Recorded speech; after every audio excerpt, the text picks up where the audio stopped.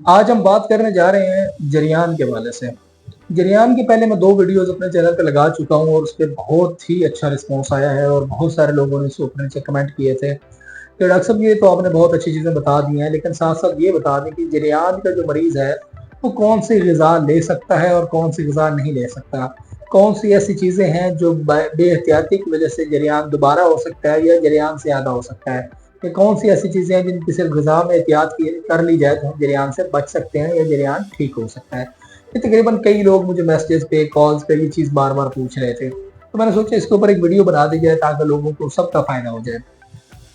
لیکن جریان میں آپ نے یہ کچھ چیزیں ہیں جو بالکل بھی نہیں استعمال کرنی، اور اگر ان کا آپ خیال رکھیں گے تو آپ صحت مند رہ سکتے ہیں۔ جریان کا مریض ایکچولی باڈی میں ہیٹ کا مریض ہوتا ہے، اس کے اندر ہیٹ جو ہے وہ زیادہ ہوتی ہے، وہ گرمی کا مریض ہوتا ہے۔ تو عموماً لوگ جو ہیں وہ چونکہ پراپر نالج ہوتا نہیں ہے تو وہ پھر مختلف مشوروں پہ چل پڑتے ہیں۔ کسی کو پتہ چلتا ہے کہ یار عموماً جریان کا مریض عموماً آپ کو کمزور نظر آتا ہے، اس کے گال جو ہیں وہ پچکے ہوئے ہوتے ہیں، اس کا وزن کم ہوتا ہے، اس کا چہرہ بے رونق ہوتا ہے، اور اس طرح کی جو مختلف علامات اس کو آ رہی ہوتی ہیں۔ اس پہ اس کو سارے آس پاس والے بھی کہہ رہے ہوتے ہیں کچھ کھایا پیا کرو، کچھ اچھا کھاؤ، تو پھر اس کو مشورہ ملتا ہے کہ تم کھجوریں کھانا شروع کرو، چھوارے کھانا شروع کرو، ابلے ہوئے انڈے کھانا شروع کر دو، انجیر کھانا شروع کر دو۔ مطلب وہ ہائی انرجی ڈائٹ پہ اس کو ریکمینڈ کی جا رہی ہوتی ہے، جبکہ وہ چیزیں جیسے ہی وہ استعمال کرتا ہے وہ اس کا معاملات جو ہیں وہ زیادہ خراب ہونے شروع ہو جاتے ہیں، وہ زیادہ کمزور ہونا شروع ہو جاتا ہے، اس کی بیماری اور بڑھ جاتی ہے۔ تو چونکہ یہ بیماری جو ہے یہ گرمی کا مرض ہے تو اس میں گرم چیزیں بالکل بھی منع کر دی جاتی ہیں۔ اس میں کبھی بھی آپ نے نٹس کا استعمال نہیں کرنا، کسی قسم کے ڈرائی فروٹ کا، ایون مونگ پھلی کا بھی ہم استعمال روک دیتے ہیں، اور اس کے علاوہ گوشت کا استعمال بند کر دیتے ہیں۔ ہر قسم کا گوشت، چاہے مچھلی کا ہو، بٹیر کا ہو، تتر کا ہو، برائلر کا ہو، چکن کا ہو، مٹن کا ہو، بیف کا ہو، کسی بھی قسم کا گوشت جو ہے وہ بالکل ریڈیوس کر دیا جاتا ہے۔ بلکہ میں تو یہ کہتا ہوں کہ اگر گھر میں پکا ہوا بھی ہے تو آپ اس کے شوربے کے ساتھ کھا سکتے ہیں، لیکن آپ روٹیاں نہ کھائیں کچھ عرصہ، جب تک آپ کا ٹریٹمنٹ چل رہا ہے یا جب تک آپ اس بیماری کا شکار ہیں۔ دوسری اس میں سب سے اہم چیز جو ہے نا وہ رائس ہوتے ہیں، چونکہ یہ ایسا مریض ہوتا ہے جس کا معدہ بھی ڈسٹرب ہوتا ہے اور عموماً قبض کا شکار رہ رہا ہوتا ہے، تو ہر وہ خشک ڈائٹ اس کے لیے منع کر دی جاتی ہے جو اس کی جو قبض کو اور بڑھا سکتی ہے، جس میں ہر وہ ڈائٹ جو بہت ہارڈ ہے اور خشک ہے وہ اس کا سٹول بھی جو ہے وہ ہارڈ اور خشک کر دے گی۔ اس میں چاول ہے اور اس کے علاوہ ٹکی ہے، نان ہے، یا بالکل بغیر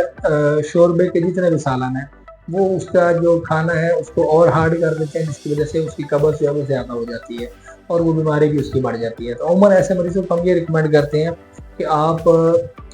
جو کھانا ہے اس کو سیمی سالڈ ڈائٹ رکھیں، شوربے والے سالن کے ساتھ زیادہ کھائیں، دلیا زیادہ استعمال کریں، اور اس کے علاوہ سوئیاں لے سکتے ہیں، ساگودانہ لے سکتے ہیں، فروٹس کے اندر شیکس کا استعمال زیادہ کر سکتے ہیں، کھیر کا استعمال زیادہ کر سکتے ہیں، دودھ، دہی، لسی، مکھن،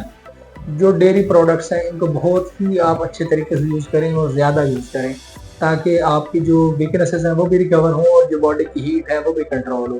اس میں اندر جو اگر ہم نٹس کی بات کریں یا ڈرائی فروٹ کی بات کریں، بادام بھگو کر آپ استعمال کر سکتے ہیں، جس طرح سردائی بنائی جاتی ہے بادام اور خسخاس کی، آپ بادام رات کو بھگو کر رکھیں اور صبح اس کو اچھی طرح گرائنڈ کریں پانی کے اندر یا دودھ کے اندر، پھر پی لیں تو وہ آپ کے لیے زیادہ اچھے ہیں۔ لیکن اگر آپ ویسے بادام کھائیں گے تو وہ آپ کو گرمی کریں گے اور آپ کی بیماری بڑھ سکتی ہے۔ تو یہ کچھ احتیاطی تدابیر ہے۔ اس میں ایک اور چیز بڑی اہم کہنا چاہوں گا کہ ایسے تمام فروٹ جن کے اندر پانی کی مقدار زیادہ ہوتی ہے، جس میں کھیرا ہے، اس میں تربوز ہے، خربوزہ ہے، سیب ہے، انناس ہے، ناریل ہے، اس طرح کے جو فروٹس ہیں وہ لینے سے بھی آپ کا جو جریان ہے وہ کنٹرول ہو سکتا ہے۔ تو